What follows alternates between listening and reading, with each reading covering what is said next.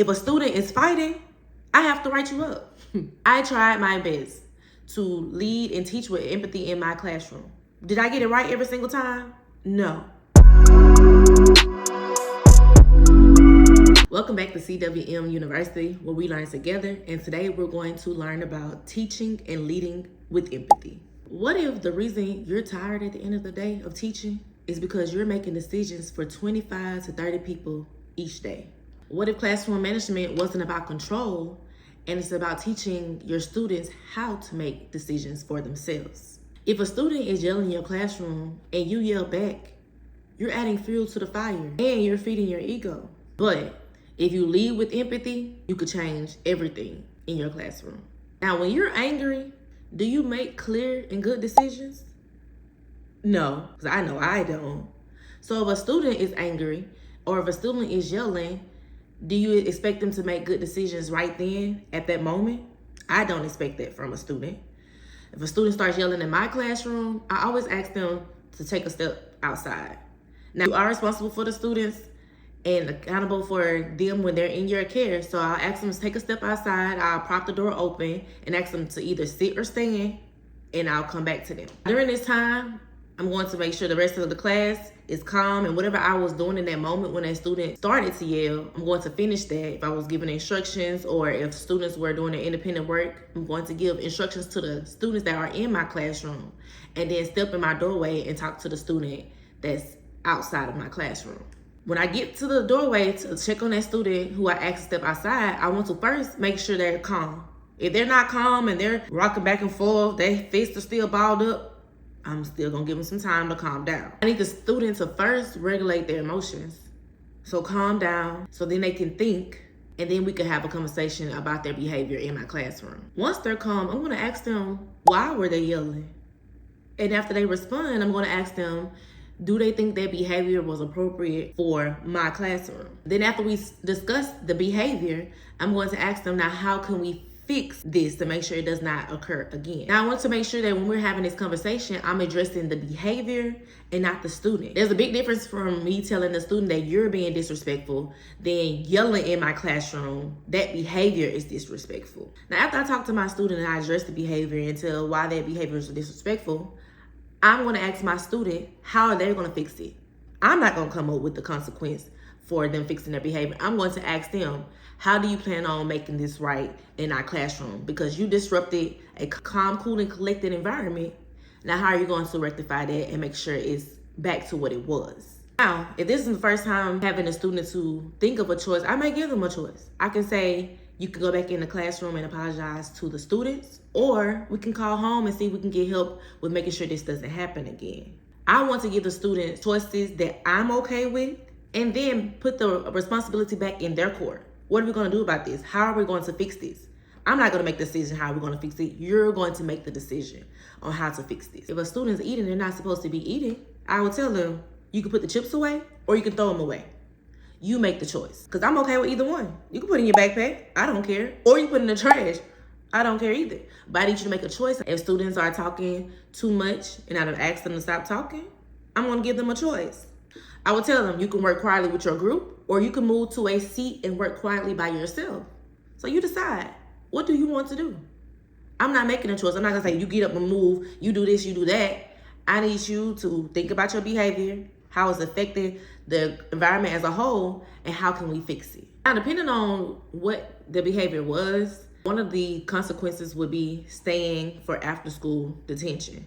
Now me, I didn't want to stay for after school detention. So what I would do is the days I had to have mandatory tutorial days, so say if I had to have mandatory tutorial days on Tuesdays and Thursdays, then those are the days that we had after school detention. Because me, I'm not staying at the school extra time because you decided that you wanted to misbehave in my classroom.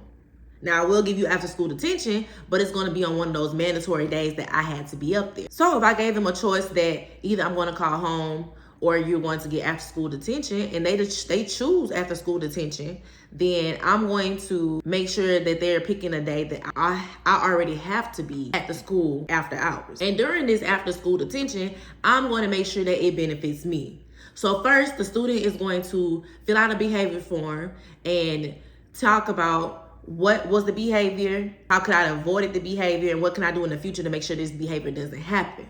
And then as soon as that behavior form is completed, you're going to clean my classroom. You're going to sweep. You're going to pick up trash. You're going to make sure everything is in order for tomorrow. Because you took my time, now I'm going to use your time to make sure I get my time back. So whatever I needed to do to make sure I can go home on time after tutoring was over, I had the student do it. As long as it was something that the student could do, they were doing it. Stapling papers, emptying the pencil sharpener, everything I needed to be ready for class in the morning, that was part of your detention. After you reflected on your behavior, now I need some time back in my pocket. So you disrupted my environment. You took my time. Now I need you to restore that time. And that's how I decided in my classroom that we were going to do it. You picked that consequence, and this is what you're going to do to fulfill the consequence that you picked. I left with less things to do, and I was trying to work smarter, not harder. I didn't want you to sit in there and reflect on your behavior and read a book. No, I needed to get my time back that you took away in my classroom environment when you decided to yell or whatever the behavior was. Now, I know you're thinking, what if you give a student 2 choices and they don't pick? So say the behavior started at the beginning of class and I gave you the 2 choices. You could either apologize or you can have after school detention. When class is getting close to ending, I'm gonna say, hey, do you have your choice? And they're like, no. Then I'm gonna say, if you don't choose, I will choose for you. Over the 11 years that I work with students, if I don't know anything else, students want to make their own choices. They want to say, I chose to have after school detention. That's fine. Tell your friends, you chose after school detention and you big and bad now because you made the decision. But I'm okay with that because I gave you 2 choices to choose from that I felt was appropriate for the actions that happened in class. My goal was to make sure that I was helping the students build decision-making skills. If every time you get upset, if you think first I need to do is calm down. Second thing I need to do is think about why this behavior happened and then how I'm going to fix it. They're automatically going to be better people once they leave my classroom and go into the next year because they were forced then to start making decisions and seeing how their behavior affects others. Which ultimately, as an adult, you need decision-making skills. You need to know, what do I do when I get angry? How do I first calm down? And then how do I make a decision to rectify whatever I may have caused while I was angry? Not only are you helping the students gain decision-making skills, you're also making sure that everything in your classroom is staying consistent. Then they start to feel more safe in your classroom. You're predictable. You're constant. They know if I do this, this is what's going to happen. And ultimately, students make better decisions in classrooms that they feel safe in. And I know that from past experience and watching this teacher and how she interacts with other students. And since it's predictable, and I know this is how she's gonna do every single time. You do this, these are your consequences. These are the choices that you're gonna make. She's not gonna make the choice for you. Then I know how to behave in that environment. And students accept feedback better from teachers that they know they care about them. If I didn't like a teacher and I know the teacher didn't like me, I didn't care what she had to say. You could say I had a bad attitude, whoop-de-doo. But if a teacher that I liked got onto me, 1, it really bothered me because I didn't want to disappoint somebody I knew that cared about me. And 2, whatever she said I needed to fix, or whatever he said I needed to fix, I worked on fixing it. Now, every behavior you can't give options for, or choices, or how are you going to fix this. If a student is fighting, I have to write you up. School policy says I have to write you up. I can't say, oh, you were fighting, so let's decide what you want to do. Sit in a timeout, or are we going to take a walk around the building and calm down? No, you got in a physical fight, you put your hands on somebody, I'm going to have to write you up. So there will be situations where students' behavior happens and you will have to get admin involved. However, probably like 90% of your classroom disruptions, the consequences can be decided by the child. I'm going to let you calm down. I'm going to hear your side of the story of what happened. And now we're going to figure out how to fix this. But when I am handling these behaviors or addressing these behaviors with the student, I want to make sure that I'm doing it privately. I don't want to attack their behavior in the classroom if I can. If I can't step outside, then I need to pull you to a corner and quietly talk to you. I don't want to embarrass you in front of everybody, but I do want to address the behavior to make sure it doesn't happen again. I tried my best to lead and teach with empathy in my classroom. Did I get it right every single time? No. But over the 11 years, I probably wrote 5 to 6 referrals.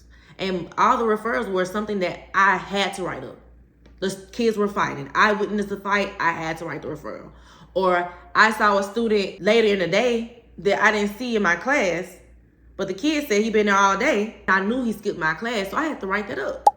If you skip classes, the school policy for skipping a class was a referral. And I strongly believe that me showing empathy to my students helped me reduce the number of referrals I had to write. I wanted to see what was going on with the students. Why was this behavior occurring? Because I didn't want my classroom to be disrupted. So if I could stop the behavior, then we can keep everything calm, cool, and collected. As a teacher, you have to try to put yourself in the student's shoes. Show empathy and leave the ego at the door.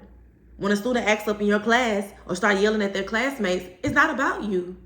It's probably something that happened in PE, happened the period before. Probably happened on the school bus and they just now seeing that student. And they thought that your class was the perfect time to address what was going on. But you won't know that if a student starts yelling and you automatically set fire into them, start into them and start yelling. You won't know. And without showing them empathy and thinking like, okay, something may be wrong, let's let them calm down and let's go back and address what's going on. Let's find out what's really happening and why this student is upset.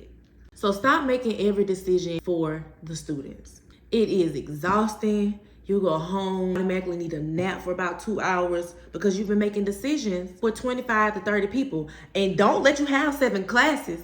So that's 25 times 7, possibly during the day that you're making decisions for when the students could make their own choices. Yes, it takes time. Yes, it takes a little preparation on your end. But always think about giving the students 2 choices that you will be okay with and then allow them to choose. Give them time to think about it. Don't make them choose right there on the point because maybe they want to decide, ooh, do I want to go to after school detention or would I rather her call my house? What do I prefer? Depending on what they have to do for the day, maybe they can't make after school detention, so they have to choose call home. And when you're giving students choices, you're decreasing power struggle. You're reducing the arguments that happen inside of your classroom. The number of referrals that you have to write will decrease. And ultimately, you're protecting your peace. Your peace does matter. That's why having classroom management strategies and tools in place matters. Because just like you want peace, the students want peace as well. And you become the facilitator in that classroom instead of the controller, telling everybody, you did this, you're gonna do this. You did this, you're gonna do this. No, you did this. What was the problem with the behavior? How are we gonna fix it? And here's your 2 options. Now, which one do you choose? Put those choices back on the student and reduce the mental load that you have to do. You make a lot of decisions as a teacher. You're responsible for a lot of things during the day. Don't be responsible for somebody else's choices that they should be making. Every time you choose empathy instead of your ego, you're showing the students how you regulate your emotions. They're watching you, I promise you. Everything that comes out your mouth, how you move, how you act, they're paying attention. So be the example that the students need. Lead with empathy, give choices, and stay consistent. And watch how your classroom and your stress levels change. If you made it this far in the video, thank you so much for watching. If you lead with empathy in your classroom, please let us know how that goes. Do you give your students choices? If you do, what are some type of choices that you do give them? And if you're just stressed out and you're tired of the behavior, let us know in the comments as well. Maybe we can give you some solutions or some options that you can try. But always try to lead with empathy. Put yourself in the student's shoes. Like this video and share it with someone it could help. And you already know. Until next time, peace out.